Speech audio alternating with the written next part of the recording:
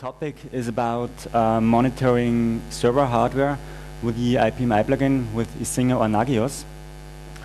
And just at the start, a short introduction of mine, what I'm doing. As mentioned, my name is Werner Fischer. I'm working for a server vendor based in Germany for Thomas Quen. And I'm a Linux user for about 10 years by now. And while I'm saying this, I'm somehow recognizing that I have missed giving a party for myself for finishing the 10 years. It's been in about September or October 2001, so maybe at the 20th anniversary I will think about that in time. What I'm not a kernel or hardware developer, although we are a hardware vendor and we are selling hardware. We do not really design mainboards and stuff like that, but we have a lot of things to do with IPMI and things like that. So it was a way to use this technology to monitor servers. Who is Thomas Quen? Thomas Quen is a server vendor based in Germany, as I've mentioned. We are based in Bavaria, so it's been a very short trip for us, luckily here. But we are also serving all customers all about Europe. So last time I had longer trips to take, so it's a pleasure to be here in Nuremberg for me. Some questions at the beginning, and I'm sure you have some ideas or some things to mention what you think about that. First of all is the question why we are sitting here for this hour and why do we care about monitoring. And I thought about that yesterday, and a simple answer to me seems that it just depends on what you want to do in your spare time. So if you remember yesterday evening, and I think I'm quite sure that nearly all of you have monitoring systems in your environment, so you have enough time to go to the party because you know all your systems are healthy and you don't have to keep all day working in the night. So, and that's also the idea of monitoring hardware. When we think about hardware, it often comes to things like, for example, weight volumes or stuff like that. Monitoring these things is very common and it's been done for many years. Also other things like monitoring network connections is also done for many years and is working properly. But there are further questions behind. So for example, there's the question when you have a server, is it working healthy and how long will it stay working healthy? So the question might be, are all the fans okay? Or are all of the power supplies okay? And that's a very important question because redundant power supplies do not make any sense when one power supply is failing and you won't notice it. It just shifts the time when the server will break, but it doesn't give you any real benefit at that point in time. The same thing when you are having a RAID 5 volume, you want to know when a hard drive breaks so you can replace it. So the question is, can we monitor the hardware of all these servers? Because most of the time when you look into a data center, you don't have the hardware from one single vendor. You have hardware from multiple vendors. And the question is, can we monitor all these servers? Can we monitor them easily? And also, can we monitor them with one single tool? So we don't have to do many things, configuring tools for vendor A, vendor B, vendor C, and stuff like that. And as you might imagine, the answer is yes, we can. So before going further to the agenda and starting with the main topic here, one question at the beginning. Who of you is using the IPMI sensor plugin right now? Okay, about 10 or 15 people. That's a good starting point. Who of you know how IPMI is working and what you can do with IPMI? Okay, a little bit more, maybe 16, 17 or 18 people. So it's a good chance to use the power of IPMI within the next 1 or 2 weeks because it's very easy to implement this plugin. So let's look at the agenda. What will be this talk about? First of all, I'll give an overview how IPMI is working in detail.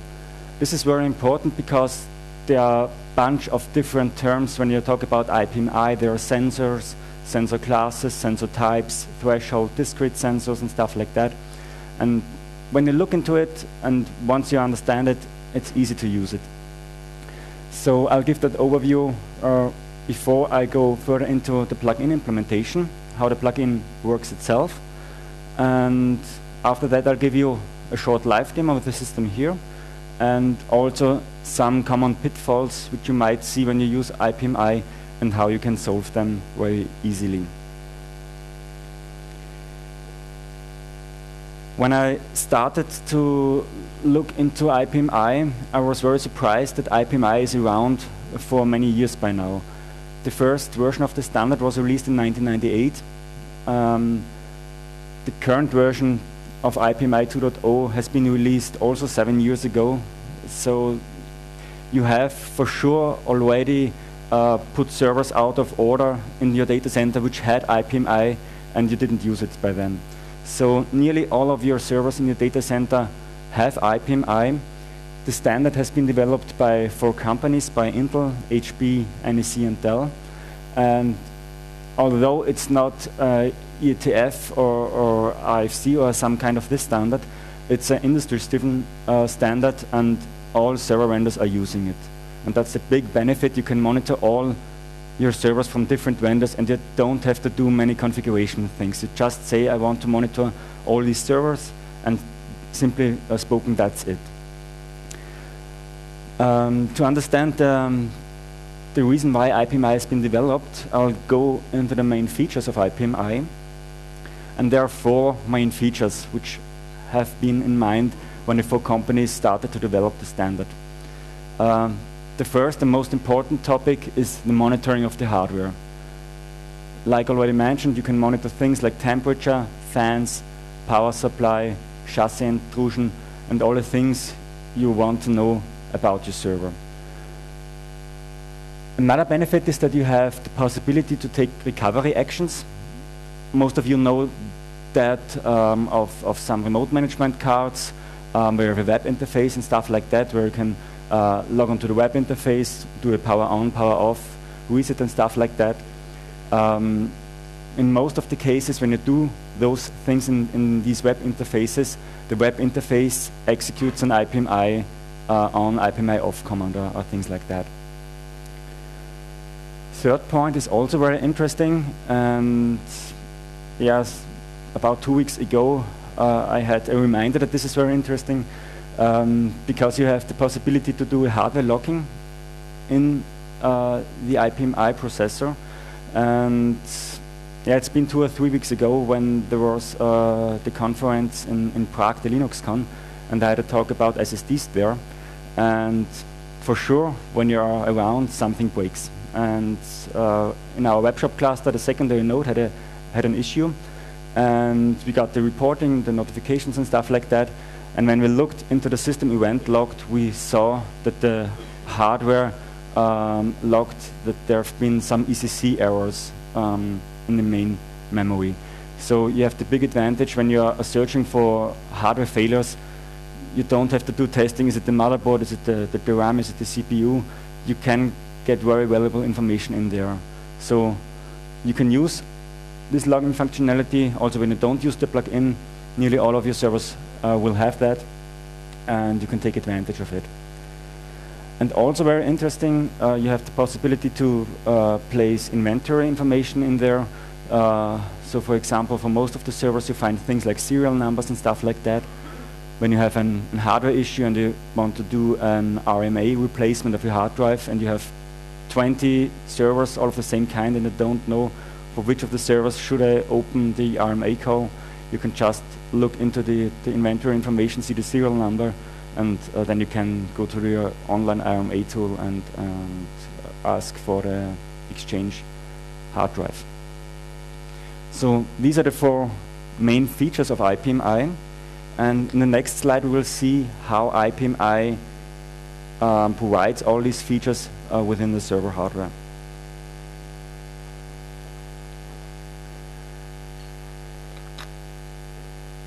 Although this picture might look a little bit fearing. It's not that complex as it might seem.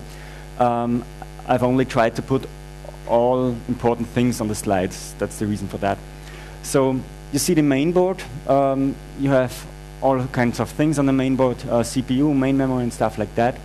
And you have also a small chip called a baseboard management controller, or BMC, who is in charge of all the IPMI communication. And on the top side, you see that you can access this BMC via the local area network. When you do the access via the network, you need a username and a password to enable the access. That's the way it should be.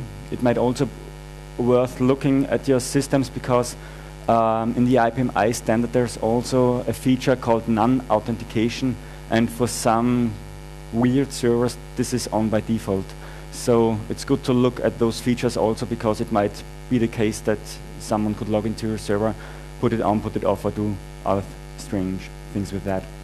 But with the modern systems, most of the vendors have cut this off, and so it shouldn't be enabled by default.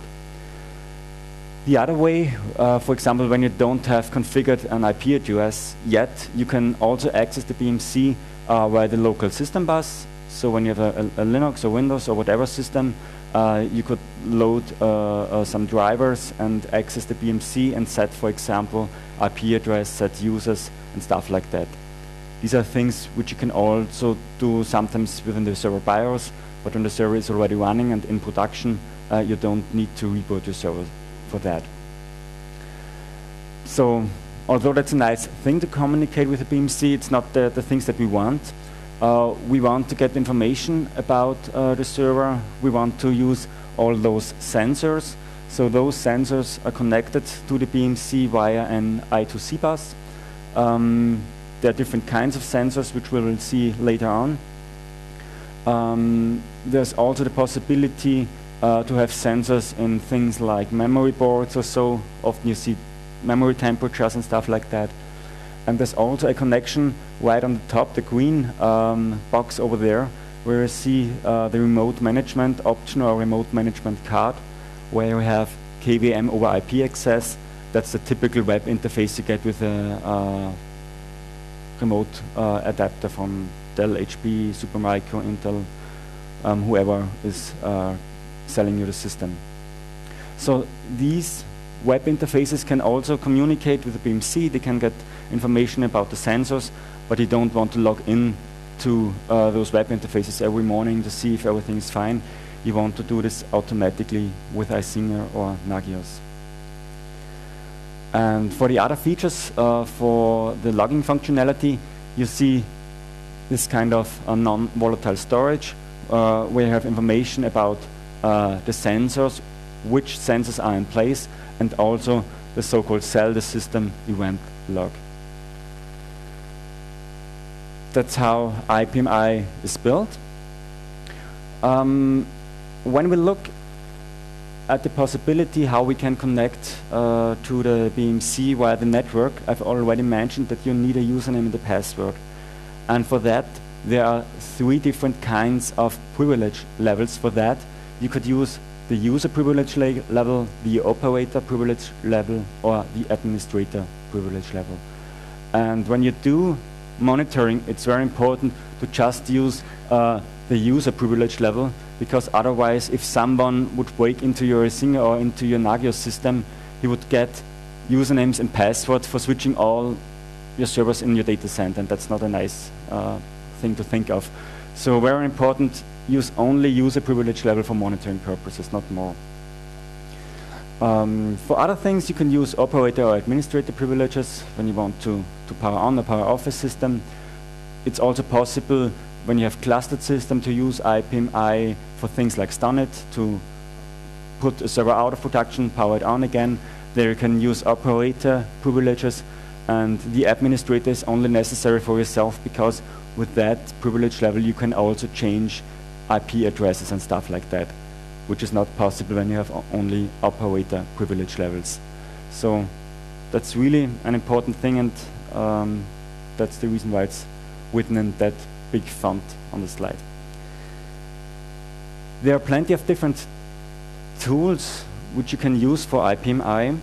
One of them is this tool, IPMI tool. It's the most common known tool, and that's the reason why I'm mentioning it here too. It comes with every Linux distribution. It's also within FreeBSD and other Unix systems. You could use this tool very easily to put the server on, put it off, query for the current power status, like we see it here. We have the connection to a host which has the IP address 192.168.1.2.1.1 for the BMC processor. And it's important to note that this IP address has nothing to do with the IP address of the operating system of the server here. It's really an independent IP address, and we use the admin user, put in the password and see the power is off. Then we do a power on, and then we see the power is on. When we are connecting to those server systems, I've mentioned that the IP address is unique, has nothing to do with the operating system. But depending on the server, you can use an individual NIC for that, or you can share the first onboard NIC or the second onboard NIC for that. It just depends on how many ports you have in your data center. If you have a dedicated real hardware management LAN, then you use the dedicated port. And when you have the management also in your same production network, you could use, for example, the same network interface as is used for the operating system, but you have a different MAC address on there. You could use VLAN, for example, so there are a bunch of possibilities for that too. And that's very convenient when you want to automate some things. It would also be possible when you want to automate things for recovery actions to do power off, power on, or stuff like that.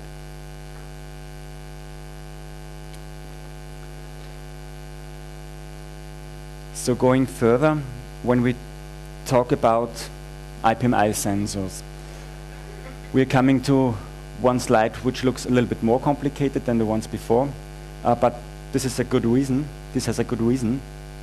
Main reason is that there are two types of sensor classes within IPMI, and that's very beneficial for the use of IPMI because you have a bunch of possibilities with that. For example, you could use on the left side the discrete sensors, and those discrete sensors have the possibility to use up to 15 different yes or no states. So this is very convenient. For example, when you have a power supply, you don't get a value, the power supply is working okay with 725 something. You have the information the power supply is present, the power supply has a power on the inlet, and the power supply is working correctly within itself. So you have up to 15 different stages which you can use, and in the standard there are also definitions for different types of sensors. So for example, for power supplies, the IPMI specification says that there's the possibility the power supply is available, it's having power on the inlet and stuff like that. For fine redundancy, there would be other sensors there. So you can have generic states like it's available, it's not available, and sensor-specific states like power supply has power on the inlet. That's not of use for a fan redundancy sensor when you have power supply, power inlet. So you have those sensor-specific states. And you could use also some OEM type of sensors for things like that. For example, for those super microsystems like this one here, there is an OEM sensor for the temperature of the CPU, which has low, medium, and high. And this is also implemented via those discrete functionality. On the other side, on the left, you have those threshold-based sensors. And those sensors change the status depending on the analog reading compared to different threshold values. So you're getting two kinds of information here. You get an analog reading of the sensor. For example, for a temperature sensor, you get the information temperature is 28 degrees Celsius, and you get also a discrete threshold comparison status bit, which just gives you the information this sensor is okay, or the state of the sensor is not okay. For example, when the temperature is 50 degrees Celsius and you're having a threshold value of 40 degrees within the sensor information in the server, you get the information something is wrong here. And the main benefit for you as a user is that all these kinds of thresholds have already been set by your server vendor. So you don't have to think about what might be the best temperature for this server, or what might be the lowest possible RPM number for a fan. Those values have been set by your server vendor, and that's the main benefit, because you can easily just check all your sensors, and all of the sensors are giving you the information, I'm okay or I'm not okay. And then you can just implement it as a service within Nagios or Singer. We can see this here. Again, on the left side we have a discrete sensor that I mentioned, power supply. This has been taken from an Intel-based server, an older system. It's SR2500, so 4 or 5 years old, but it already has those kinds of features in there. So we see that this sensor can have 4 different states. It's a discrete sensor. It can have the information presence detected, failure detected, predictive failure, or power supply AC lost. And we see that the power supply has been detected, it's in there, but it has lost its power on the inlet. And that's a very valuable information for me as an administrator, because I don't have any need to open an RMA call for the power supply at my vendor, but I can call my service employee to go and look what's happening in the service center. And if I got the information, power supply AC is fine, but failure detected of the power supply, I can save the money for the serviceman going into the data center, because I can first order the power supply and then tell the service guy to exchange it. So very valuable information in there. It's important to say that not all server systems have all of these detailed sensors. It just depends on the server. But on the right side we see some threshold sensors, and those sensors are in place for nearly all servers. We see a fan sensor with a rotation of 5,700 something, and we see we have lower critical and lower non-critical values in there. So we see that there are different kinds of threshold values. When we go below 1,978, we get a warning, and when we go below 1,720, we get the critical back. And that just fits very fine for Nagios or Singer. So same things here. Very nice to use it. As you can see, we have some different sensor classes, discrete and threshold, but we have also some different so-called sensor types, which means this threshold-based sensor has the sensor type fan, and the other discrete power supply sensor has the sensor type power supply. And you could use tools like the IPMI sensors tool from free IPMI, or when you have nothing to do, you can go and take the 800 pages of the IPMI specification and find the table. Easier way is that way. You can list all the possible sensor types, and this is also a very nice thing, because when you're using the plugin later on, you can decide whether you just want to use one single service check for a server of yours. So you monitor all IPMI sensors within the server with one service, or if you want to say, I want to have the information about temperature, voltage, fan in different services, you could use those sensor types to distinguish between those different types. And as we are already using some of the IPMI tools, in that case we are using free IPMI, the free IPMI suite, which has different kinds of tools. One of them is IPMI sensors. I can show you another output of the free IPMI suite, where we just see you can use a command called IPMI monitoring, and there we get a list of all of the sensors. And the nice thing here is that we get the information whether the sensor is fine or not within the fourth column. So when there is nominal, everything is fine. and when there's something different, something has broken.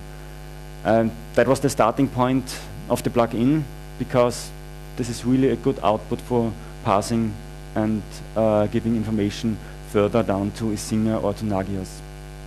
And here we see some physical security sensor which has the state critical because there's been some chassis intrusion detected here. So for those discrete sensors, one might think, okay, those yes, no information kind of stuff, maybe a different meaning for different people. So when you're talking about, for example, redundant power supplies, and you're having a server with 4 height units, for example, 3 power supplies, and you have all of them in place, and you can say just 1 power supply is enough to run the server. You could say, do I want to have a warning when I have 2 power supplies running? Do I have it warning or critical? And this can be done within the free IPMI configuration here. There's a file called free IPMI interpret sensor.conf, and there's a very useful default configuration in there where you can see a list of all those discrete status information. So for here we see, for example, things about physical security, things about power supply, or things about memory. And for memory, we distinguish between ECC errors which are correctable, so 1-bit errors within the memory, and uncorrectable ECC errors where you have 2 bits failing. And the default configuration is that when there's a correctable ECC error, you get a warning message. But if you want to say, I want to get a critical alert from a singer, you just put in there critical and you're fine, and you can do it in this way. So very useful there too.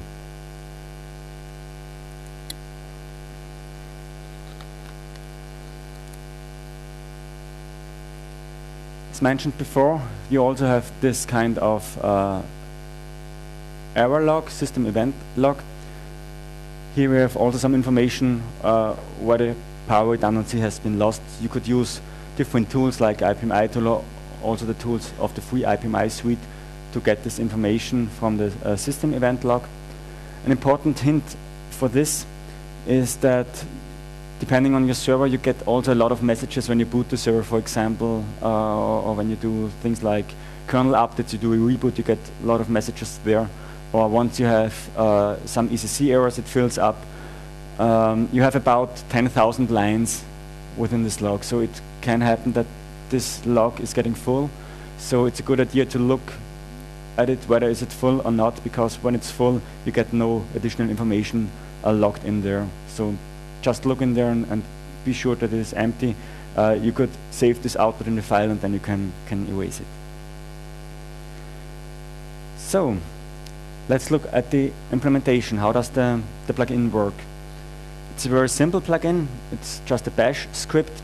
We're also working on a Perl port. We got some feedback from the community for that, for Solaris environments, and we will release this Perl-based version too.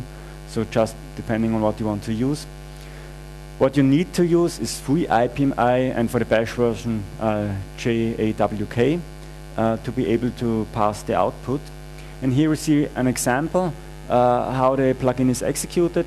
We see check IPMI sensors executed at the Singer server. The IP address of the BMC is 10.10.10.1.1.4.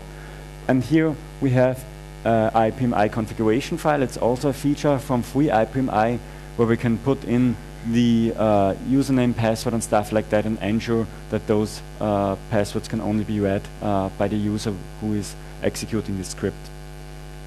You would also have the possibility to give command line options for free IPMI instead of that configuration file. It just depends on how you want to use it.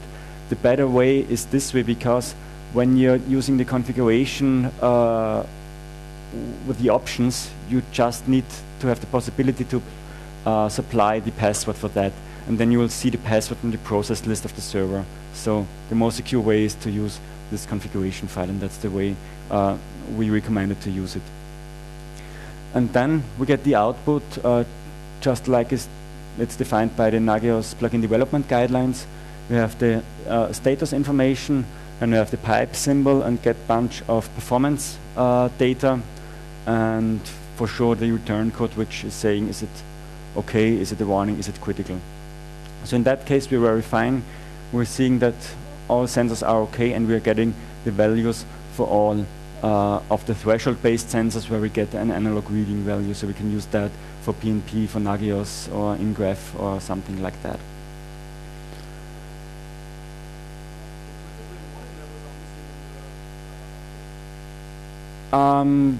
In that case, we have no verbose level set, so we get only one information here, and this is okay. If there would be a warning, it would be here. But you can configure it if you have, if you're using your sensor types, or you could raise the output level. Okay, we see it here. When you're raising the verbose level of that tool, you get this information for all of the sensors more in detail then.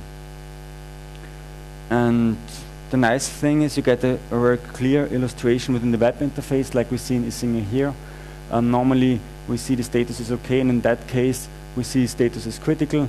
There's been some chassis intrusion detected. We see all of the performance data here, so very convenient way. And another thing I haven't mentioned yet is you have another possibility to use the plugin, just in case you don't want to configure for 500 servers IPMI usernames and password, because you have already NRPE or something like that in place.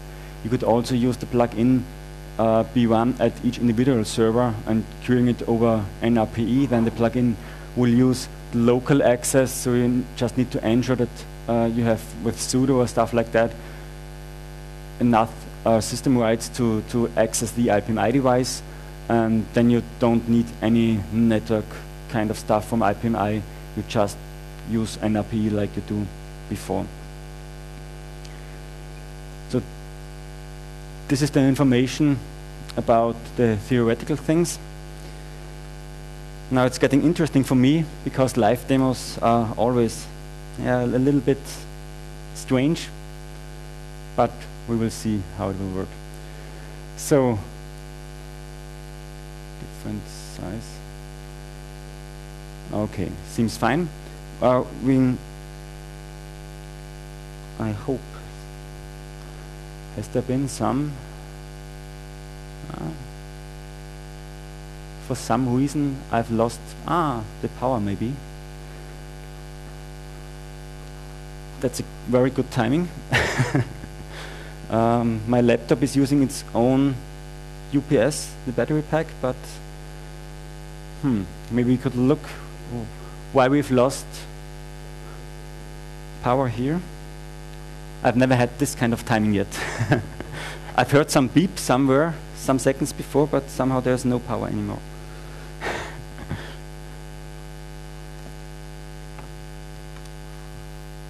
But why is the beamer still working? I don't know. Okay. We will see. We will see. Okay, that wasn't the thing I wanted to show you.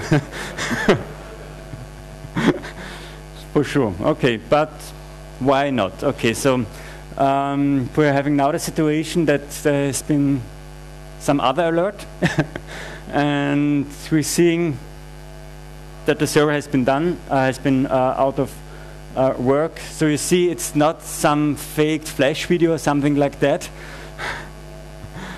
And we see that the IPMI service is currently unknown.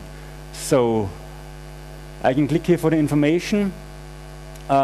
It just needs some seconds also for the BMC to boot up, and also for the noise to go down again. Again, a good timing. Yeah, but it will get down for sure, I'll promise you. And we have a nice thing here. We see the execution of the tool failed with return code, and we have also getting some information how the plugin has been executed, because I've seen on the mailing list many users asking some things why it doesn't work, and then I asked them if they could just provide the very verbose output with the verbose level 3, and then they didn't know how the plugin was executed. So when there is an error here, the user gets the information. He can just use, for example, his shell, and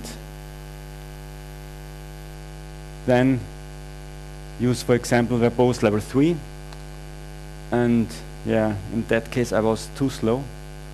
But you get all the verbose output here for debugging purpose. So this is working too. That's a nice thing. I'll give that to the side again. Let's do some refresh. Okay. Just needed some seconds for that. Now we see that everything is fine again. And now I come to the real demo I have planned. The main interesting thing would be, for example, to just use a power chord, but this makes some noise, so I thought it's a better idea to use a simple chassis intrusion. That's a better noise value for that. So in that case I opened the cover. Here's the chassis intrusion sensor of the server. We see that the service is checked every minute. So I can go a little bit before and execute it manually on the command line, and we will see what we will get. On the command line we get the information it's critical because the chassis intrusion is critical. And here we see that we only get the information about the sensors which are critical or in warning state. We don't get information for the 10, 15, 20, whatever sensors which are okay. So it's very good to send it via SMS or stuff like that. And we're still getting the performance data on there too. And we see we have a return code of 2, meaning that we will have a critical state here. So let's do a refresh here. Okay, same thing again. We have now the information something is critical, and we see it's the chassis intrusion here. So really convenient way, and the main advantage here is really you don't need to configure any values for those analog readings. You don't have to think of whether it's an IBM, Intel, HP, Supermicro, Intel, Thomas Glenn, whatever server. You can monitor all of your servers, and we're seeing it on the mailing list that the plugin is used for many different vendors, and it's working fine. Yeah, it's working fine. Most of the time it's working fine, because there are also some common pitfalls. One of them is that you are getting sensors which have a state of NA, not available. Most of the time you get some kind of OEM event. This just means that the vendor has implemented an OEM type of sensor, which is allowed by the specification, but free IPMI hasn't yet information about whether this bit is fine or is not fine. So in this way, you have a shortest term solution. You could just exclude those sensors. You have the ID of the sensors in the first column, that's 12 and 13 in that case, to exclude those sensors from your checks. You cannot use the name because the name isn't for sure unique. So there are also servers around where you have 10 temperature sensors. You don't know where they might be, but you need the ID to identify them. And the short-term solution is that you are looking for a free IPMI update. Just ping L2 the developer free IPMI on the development mailing list, and it normally takes 24 to 48 hours until he includes the sensor when he has any information about those sensors. So it might be necessary to contact Intel, Supermicro, or whoever to get the information. And yeah, meanwhile we had I think 5 or 10 sensors updated within the last year or so. So it's a really nice open source project, this free IPMI. Another possibility of a pitfall would be an unrecognized event. In this case, we have having some remote management card, and the status of the board is an unrecognized event. Shortest term solution is also here ignore. Middle term or long term solution would be to again contact L2 and try to get the information from the vendor in that case. So you always have the shortest term solution to ignore those sensors, and then you're having all the rest of the sensors in a fine state. So to come to some conclusions, as only 10 or 15 people are using the plugin by now, I really recommend to just go to thomas-grand.com/en/OSS. They replace our open source parts. There's also a mailing list at lists.thomas-grand.com with an announcement mailing list, a user mailing list, and a developer mailing list. There are currently about 80 or 90 people on the lists, so we really see that sensors are reported which aren't working. We are giving information to L2 or free IPMI. The sensors are included, and you're fine. And by now we have got many contributions from those people. I'm not sure if any one of you is here yet. I just want to thank all of you for giving feedback and giving us the possibility to get the plugin working for all servers. So just before you can leave for the next break, I really encourage you monitor your hardware with a single IPMI, because when there are problems, they will tell you, and it really will save you time and money and will ensure that you can go to the party at the next year's OMC 2 and you don't have to fix the server where the second power supply is broken. You can fix the first broken power supply 1 week before you can go to Nuremberg. So just use, for example, also this article. You can get it also on our website. They have all the information about the talk here. And if there are any more questions, I'm happy to answer them.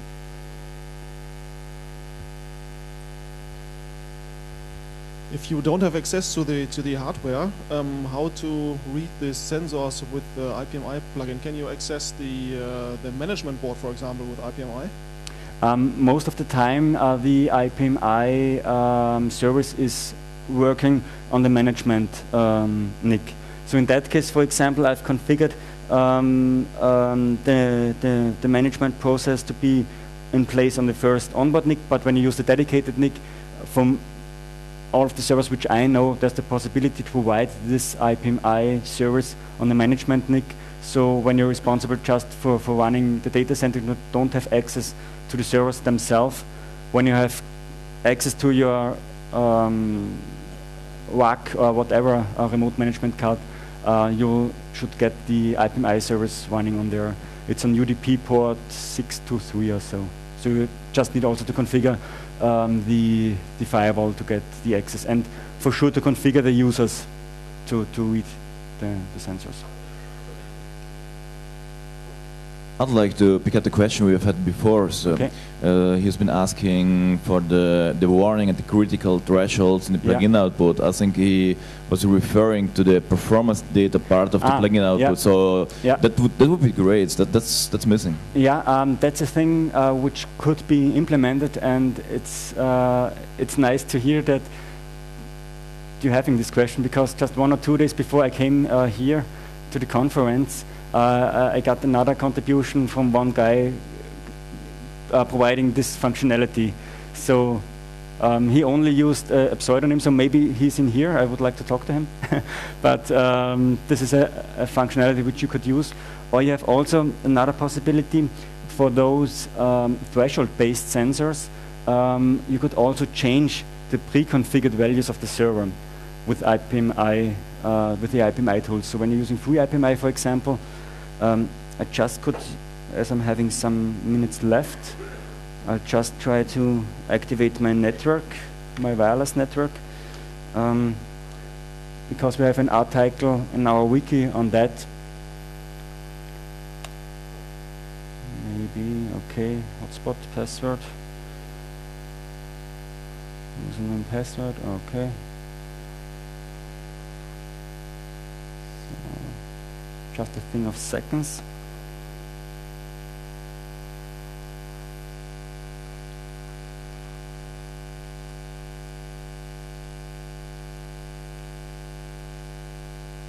Okay, it's not that fast, so maybe you stop surfing in the internet and mine will get faster.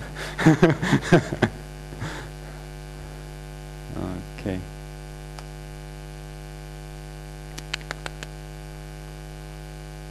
Yeah, maybe it will come. You find an article within our wiki. You could go to wiki.thomas-kern.com, and there's a section about IPMI, and there's the information how to change those threshold values. For example, when your server vendor says temperature is okay on the board till 46, 56, whatever degrees Celsius, you could say, okay, I want to have a warning when it's 40 degrees. And then you could change it on there. So yeah, you have to check it afterwards. But it's possible to use that functionality. And the one thing you might be aware of, it depends on the server whether or not those changed values are stored permanently in the non-volatile storage, or if you have to again set them when you have a hard reset, when you put out the power plugs and put them in again. This might happen. But otherwise, you could change those values on there too. Then you don't need to use options of the plugin for that. In case there are any other questions, we are also having some servers on there. I will also bring that server back to the booth. So we're here till the evening, so just ask me when you have any comments on that. Further questions? Otherwise, well, bookmark this link. Thomas Kern is doing a good job to maintain a very interesting wiki. And well, another suggestion: IPMI security is a very important part of ERP security, IT security. There is at least one large, well-known German public entity where IPMI played an important role in the successful hack of their environment. So take care of it. So if there are no further questions, thank you very much. Thank you.